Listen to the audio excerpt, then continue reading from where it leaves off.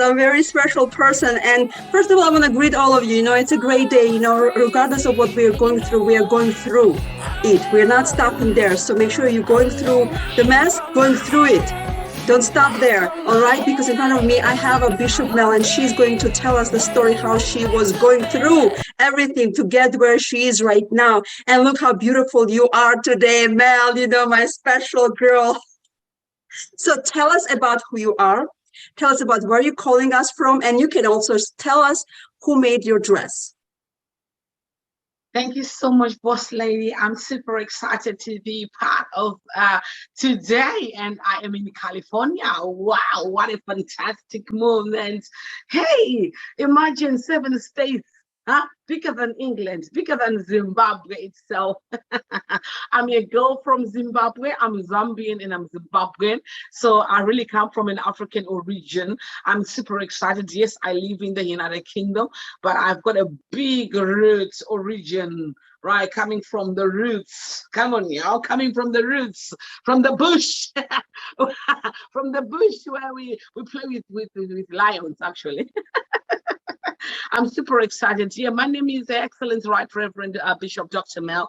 I'm super excited, and I thank God for Boss Lady, who I call her Boss Lady. Sorry, I call her Boss Lady. To me, she's my Boss Lady.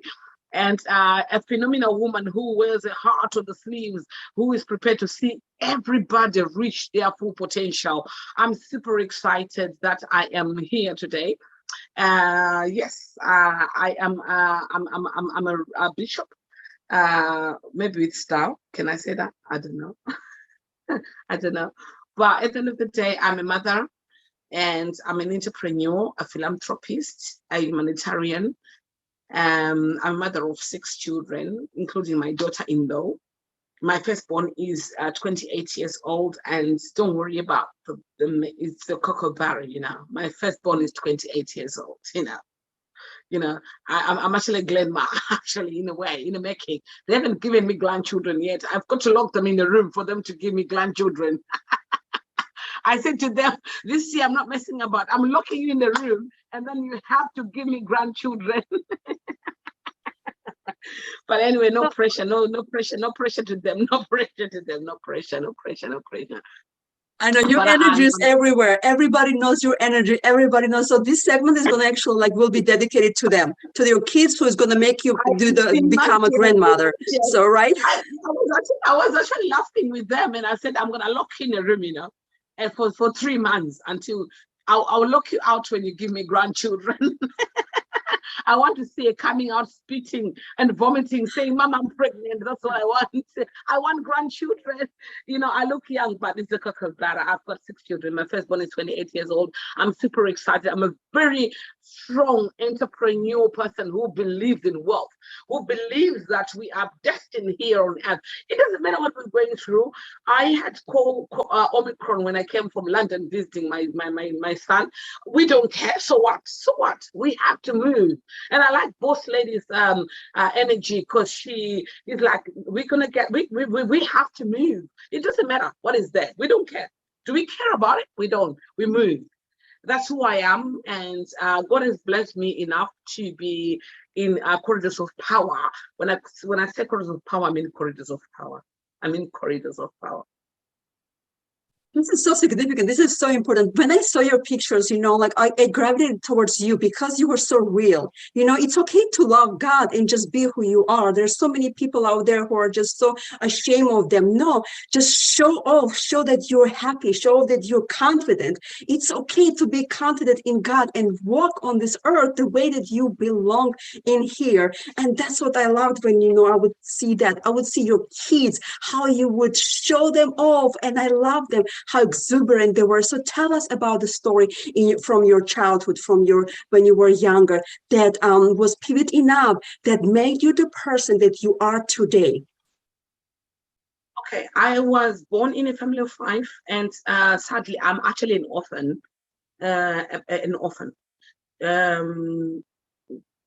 remember my childhood when we didn't have, we were a seesaw like.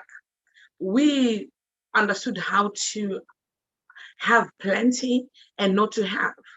one thing I remember is the plentiness that we have, and we were going to this group A schools, which were very amazing, and they taught us a lot of things.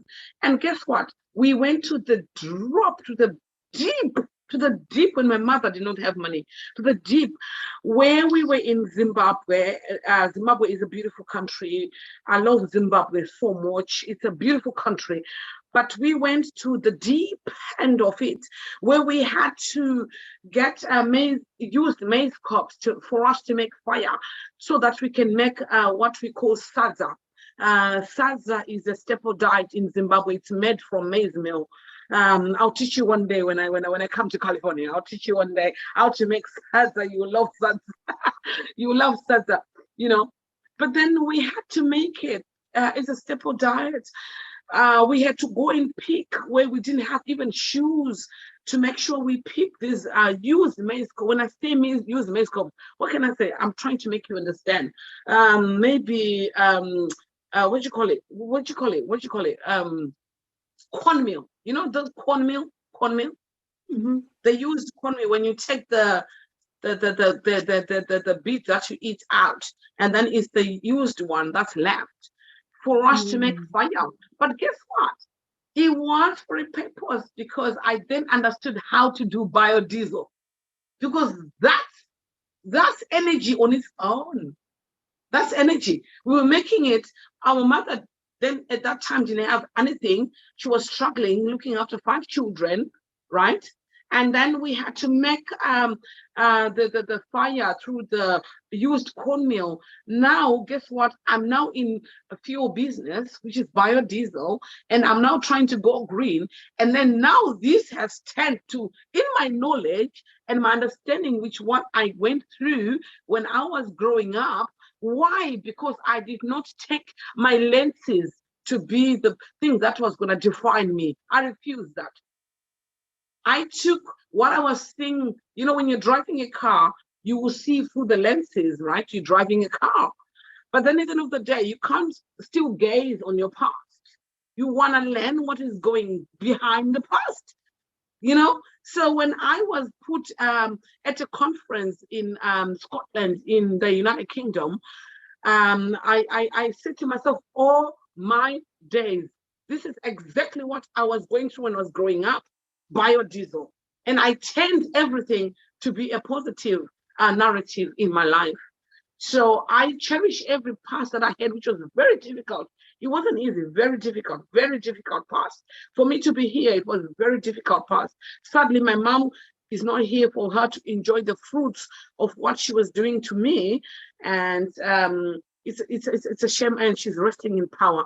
But at the end of the day, she put something in us that we are now manifesting as we are growing, and I'm now imparting on her grandchildren, and I believe in their grandchildren. They have to be imparted. So I don't look my life in the rear view mirror. I look where I'm going. I just look at it. When you're driving a car, you just glance for you to give you memory. But at the end of the day, God has been good. This is very powerful, very powerful. And I don't know, like the people who went through this kind of such a life hurdles in their lives, they are the ones that come out stronger, because they're so hungry to get that in their life, so their kids will get better life than they did in the past. So what values or lessons do you teach your children right now? What do you want them to know about life? One thing I always say, first thing actually, is be humble. Be humble. It doesn't matter. You've got millions. Be humble. Be humble, because life can throw you in the deep ends where you will never understand where life has thrown me to. But when you are a humble self, the Bible itself, which the book I believe, which the book of life I believe is the manual of my life. The Bible says, humble yourself before the Lord, and He Himself lift you up. Now, when I see myself sitting in the corridors of power, getting into United Nations, speaking in this, in our, in the midst of prime ministers, presidents, do you know what humbles me? It's my past. It's the rear view mirror that I see. And when I just glance at it, I will see myself picking up used maize cobs to make fire for us to make sadza, pap. It's called pap. And that one, whenever I stand and hold that microphone, the first thing that comes to me is humbleness. And I've said to my daughters, in as much as you can be the starring at the school, are you humble? Are you humble? And I said, for the Lord to lift you up, you have to connect to him. So prayer is the pinnacle of my family. Prayer. We will cry to the Lord. We will say, I think we have wronged you in this way, like how Noah did. The Bible talks about Noah, and then he used to give petitions and prayers for his children. I still do that. And I do that every time. My God, Father, whether my children have wronged you knowingly and unknowingly, please have mercy upon their lives. I do that. So I teach them humbleness and I teach them prayer because it is the pinnacle. That's what keeps me going and them going, and hence they're going forward. That's what I believe. Prayer is a foundation to everything, to our lives, how we view our lives, how we view God. It's just a conversation with him, to acknowledging that he is a part of our lives. Because as a parents, we want our kids to come to us with every problem. Even though if we don't have answers to it, we want them to recognize our authority and come to us regardless. And that's how God wants us to also come to him, whether we're happy, whether we are sad, whether we're going through the pivotal moments in our lives. He still wants us to come to him, to humble ourselves, like you said, right? And God had exalted you already. And he's still continuing to do so, because he placed you amongst the prime ministers, so many influential people of elite and people of influence and impact of the world, for you to speak in front of them. And I've seen the pictures, I've seen the speeches. So you're doing fantastic job. And I could not be any more prouder of you. And when I saw that, I'm like, I need to have her on my show. I need her to light this candle and rekindle somebody else's message right now. So if I ask you this, what would you want to tell right now to the women or to the ladies out there who are going through some struggles, who are going through some kind of, hoops in their lives? How would you want to encourage them? I want to say to all the ladies out there who are going through struggles, let me tell you something, it's just for a season. You have to reposition yourself. It doesn't matter whether it is marriage, relationship, children, family. I want to say there's a time where you need to focus right on yourself first, because the challenge I had, I was made an orphan at 19 years old. So I started looking after 5 children, 5, at 19 years old. And I was in Africa where I needed to pay school fees for these children, healthcare for these children.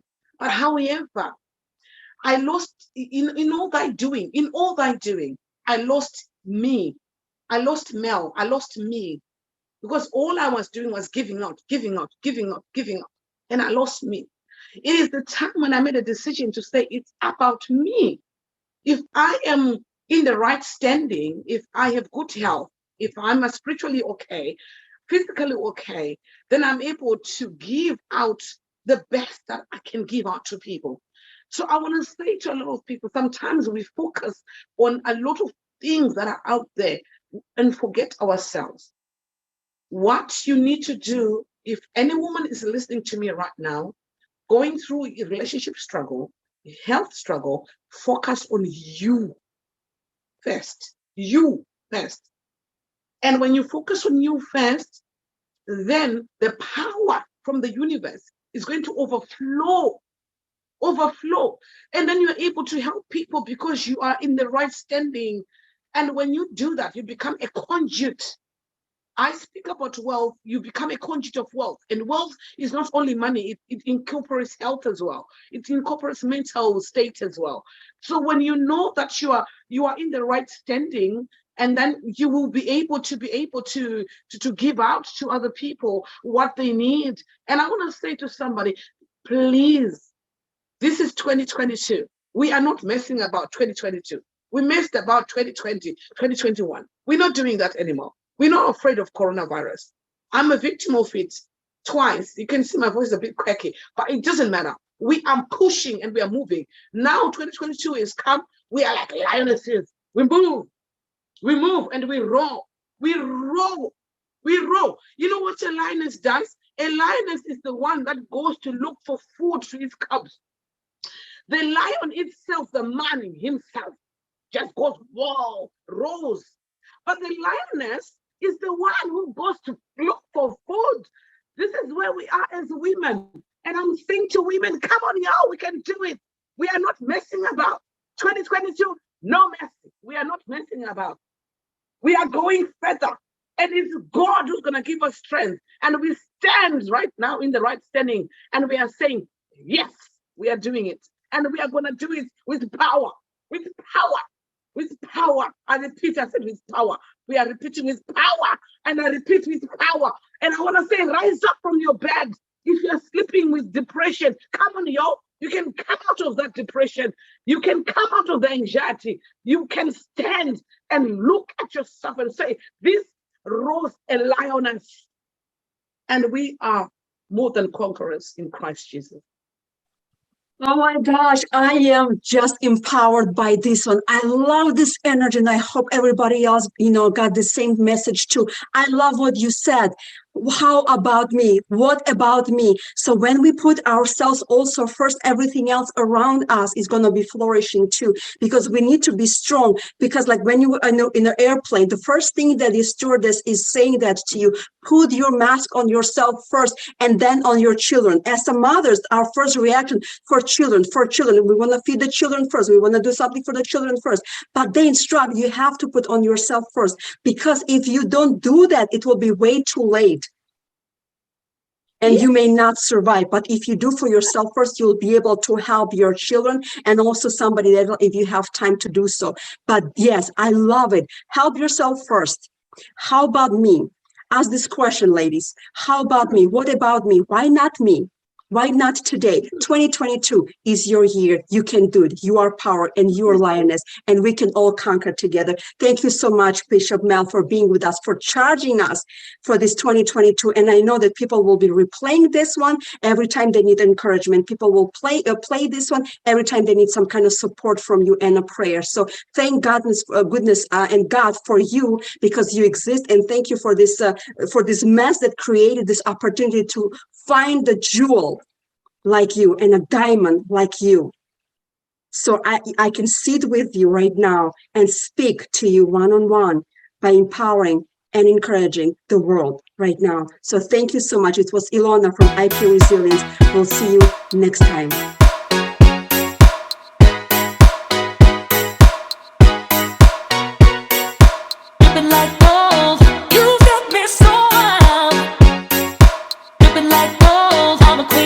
I'm a queen. Dripping like gold, you got me so wild. I'm out of control. I'm a queen.